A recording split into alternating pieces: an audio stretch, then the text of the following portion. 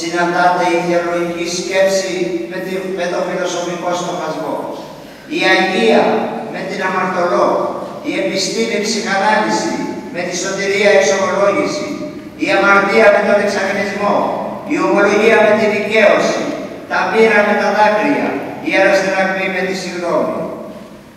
Σε ένα κείμενο όπου η ποιήτρια θεολογεί και φιλοσοφεί ταυτόχρονα, έρχεται να προσθεθεί η ομορφιά του λόγου, στοιχείο που κάνει τη σκέψη στοχασμό. Τότε πάμε προς την απόλυτη θεολογική, φιλοσοφική και λογοτεχνική δημιουργία, όπου κάθε λέξη και μια παράσταση, κάθε παράσταση και μια εικόνα, κάθε εικόνα και μια ενέργεια, κάθε ενέργεια και μια της ζωής έκφραση ή μια του πνεύματος σύλληψη και απόδοση. Στα κείμενα της Κασιανής, πολλά και σπουδαία, οι λέξεις δεν ηχούν, ηχολογούν, δεν συγκινούν, συγκλονίζουν, δεν αγιάζουν, εξαγνίζουν και ότι αποτελούν το άλλο μέρος της ποιητικής καταξίωσης. Το τροπάριο μέρος το οποίο μόλις ακούσαμε, χωρίς υπερβολή μας μάγειρσε. Γευτήκαμε της λογοτεχνικής τέχνης στο κέντρο που τα είχε όλα. Όταν κλείνεις τα μάτια και ζεις την αναπομπή της έσω ατμόσφαιρας, δημιουργείς την ατμόσφαιρα που θέλεις. Ας πούμε του μοναστηριού, εκείνο όπου η μοναχή Κασιανή συνέθετε, το τροπάριο και ο αυτοκράτορας Θεόφιλος το συμπλήρωνε. Και το ερώτημα, ποια τα στοιχεία εκείνα που αναδεικνύουν το τροπάριο αυτό, που το ξεχωρίζουν και το κάνουν μοναδικό στην πολλαπλότητα, είναι το περιεχόμενο που διεισδύει μέχρι τα κατάβατα της φάσκουσας ψυχής, της εξαντλειωμένης και λελατημένης από τη ζωή. Είναι το συναίσθημα που περιδιαβαίνει στο εσωτερικό του ανθρώπου και με τη μυστική φωνή του καθυπίνει τις αναζητήσεις και προκαλεί τη ρέμβη που ως φθινοπορεινή αυγή καλύπτει την ψυχή του ανθρώπου. Είναι η γλώσσα της σιωπής και η σιωπή της φωνής. Είναι ο λόγος των μυρίπλων και ειδίπλων ανθέων που κάνουν το κείμενο εξαίρετο και εξαιρετικό, μοναδικό σχεδόν στο είδος του. Δεν ξέρω. Μπορεί να είναι όλα αυτά, αλλά να είναι και κάτι άλλο, που δεν προδιορίζεται, δεν καθορίζεται, δεν μετριέται, δεν υπακούει σε κανέναν και σε τίποτα. Είναι κύριο το άγνωστο στοιχείο, που διαχέεται, διασπάται, διασκορπίζεται, νιώθεται, κατά τη στιγμή της απόδοσης του τροπαρίου σε όλους και σε όλα. Στον χώρο που γίνεται, όπως η ψυχή των διαμορφώνει, στην ιστορία, όπως την κατέγραψαν τα πρόσωπα, στην παράδοση, όπως τη διαμόρφωσαν οι καιροί που πέρασαν. Είναι ό,τι απολύεται από την ψυχή ως ανάσα ζωής και ως δωρεά του Θεού στον άνθρωπο. Τότε ο πιστός υψώνεται. Γίνεται πίστης και το τροπάριο άκουσμα και λάλημα πιστών. Τότε η ψυχή ασπέρει από συγκίνηση. Ακούει παραδείγματος χάρη ο ξένος της σιγαλιά του μοναστηριού εις αυτόν των ιερών χώρων, τον Άγιο Βασίλειο, το γεμάτο Θεό, ιστορία, συγκινήσεις, αναμνήσεις, χαρά και πόνο, τις ιερές ακολουθίες της Μεγάλης Εβδομάδας. Και χωρίς να ξέρει τη γλώσσα, τις καταλαβαίνει. Δεν ξέρει τι ακούει, αλλά το νιώθει. Δεν ξέρει τι λένε, αλλά τα ζει. Τα χαρίσματα αυτά του τροπαρίου έχουν συγκινήσει και κινήσει το ενδιαφέρον πολλών λογοτεχνών, οι οποίοι θέλουν να δημιουργήσουν μια άλλη ποιητική Κασιανή, ένα άλλο τροπάριο. Εμείς ευτυχήσαμε σε αυτό. Ο εθνικός μας ποιητής Κωστής Παλαμάς, συγκλονισμένος από το τροπάριο της Κασιανής, έφτιαξε την άλλη Κασιανή, εκείνη της καρδιάς, που κάνει την πόρνη αγία μέσω της ρήξης με την αμαρτία. Έπλασε την Κασιανή της μετάνοιας, της συντριβής, αλλά και της Ανάστασης. Ας ακούσουμε την δημιουργία αυτή του Παλαμά, μαζί με τις ευχαριστίες προς τον πανάξιο ιεράρχη σας και ιδιαίτερα αγαπητό μου και σεβαστό μου πρόσωπο, σεβασμιότατο Μητροπολίτη Μαντινίας και Κοινουρίας κύριο Αλέξανδρο, κλινικό εξαίρετο και εξαιρετικό, της Εκκλησίας κόσμο και κόσμημα, της Ορθοδοξίας πειμένα ακούραστο, για την πρόσκλησή του να είμαι σήμερα μαζί σας και προς όλους εσάς για την εδώ παρουσία σας, η οποία είναι εντυπωσιακή. Μαζί με τις ευχές μου, για καλή Ανάσταση. Η κασέτη του Παλαμάκου. Κύριε, γυναίκα αμαρτωλή, πολλά θολά βαριά τα κρίματά μου, μα ο Κύριε, πως η θεώτη σου μιλάμε στην καρδιά μου.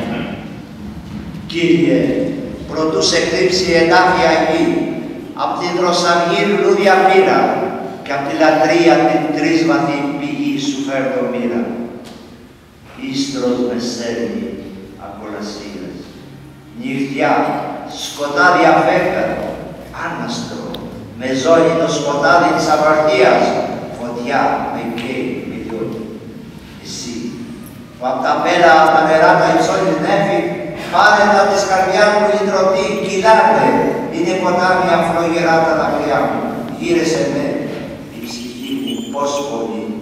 Δέξουμε εσύ, που δέχτηκες και γύραν άφραστα ως εδώ κάτω οι ουρανοί και σαν καημένα. Και για τα συναισθήματα τα οποία μας δημιούργησε μέσα στην ψυχή μας. Και παράλληλα να ευχαριστήσουμε και να επενέσουμε και τον χορό των ιεροψαρτών που συνήργησε ώστε ο λόγος του καθηγητού να γίνει βίωμα ψυχής σε όλους εμάς. Ευχαριστώ λοιπόν και τον καθηγητή και τον χορό και επενώ και τον χωράρχη, τον πρωτοψάλτη του Αγίου Βασιλείου, κ. Βασίλειο Γιονταρά, που επέτυχε να συμπενώσει τους ψάλτες μας και να εμφανιστούν ως ένα σώμα και με μια φωνή να υμνήσουν και να δοξολογήσουν τα γεγονότα της ζωής του Κυρίου και να κατανοίξουν και τη δική μας την ψυχή. Εύχομαι και προσεύχομαι σε όλους να έχουν τη χάρη και την ευλογία του Θεού. Σε εσάς δε τους αγαπητούς αδελφούς χριστιανούς, τέκνα εν Κυρίω αγαπητά, σας ευχαριστώ πολύ και σας επευλογώ γιατί δεχτήκατε την πρόσκλησή μας, γιατί δώσατε το παρόν στη φωνή του Επισκόπου σας, γιατί αποτελούμε ένα σώμα που έχουμε κεφαλή τον Κύριον ημών Ιησούν Χριστόν, το σώμα της Εκκλησίας που είναι η ζωή μας και που κι εμείς είμαστε η ζωή της Εκκλησίας. Σας εύχομαι καλή Ανάσταση και η μετάνοια να είναι το παντοτινό βίωμα της ζωής μας. Διευχών των Αγίων Πατέρων ημών, Κύριε Ιησού Χριστέ ο Θεός, ελέησον και σώσον ημάς. Κύριε Ιησού Χριστέ ο Θεός, ελέησον και σώσον ημάς.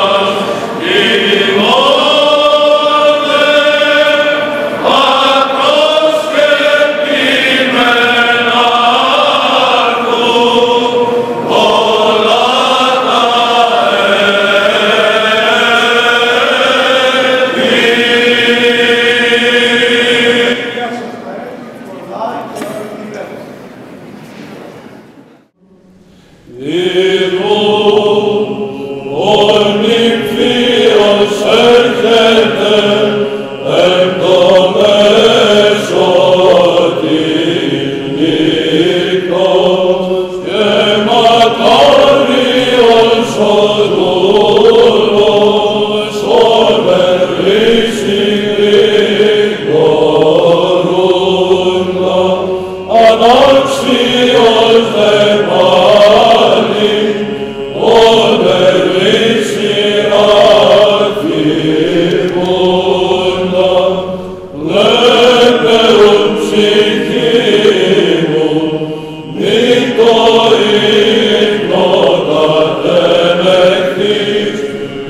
δυνάμει των